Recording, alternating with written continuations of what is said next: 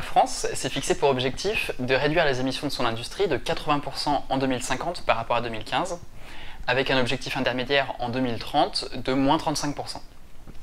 On observe déjà une réduction des émissions de l'industrie, mais pour respecter cette trajectoire, il va falloir aller 4 à 5 fois plus vite. Ça suppose notamment de décarboner l'industrie lourde qui est très émettrice.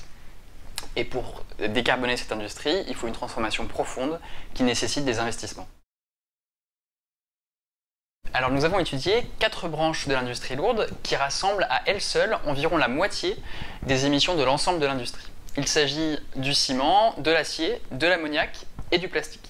Selon les scénarios transition 2050 de l'ADEME, il va falloir investir entre 3 et 14 milliards d'euros d'ici 2050 pour ces 4 branches.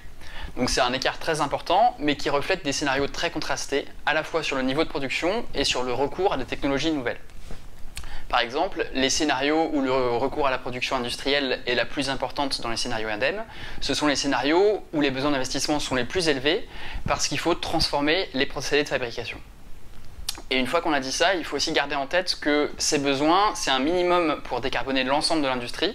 D'une part parce qu'on ne couvre donc que 4 branches, et d'autre part parce qu'on s'est concentré uniquement sur les investissements sur les sites de production et pas sur ce qui est nécessaire en amont et en aval.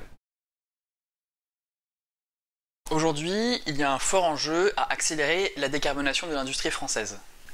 Non seulement pour faire face à la fin des quotas gratuits sur le marché carbone européen, mais aussi simplement pour conserver une industrie compétitive. Donc on s'est penché sur cette question du déploiement dans le temps des investissements, en tenant compte de ces incitations à accélérer, mais aussi des contraintes sectorielles et liées aux technologies déployées. Et on a montré que entre 50 et 80% des investissements sont à déployer avant 2035. Alors la bonne nouvelle, c'est que l'État a récemment augmenté son soutien financier pour aider les industriels à accélérer leur décarbonation. En complément, il nous paraît nécessaire que l'État s'assure de la bonne coordination de ces investissements et précise sa stratégie d'ensemble pour décarboner le secteur.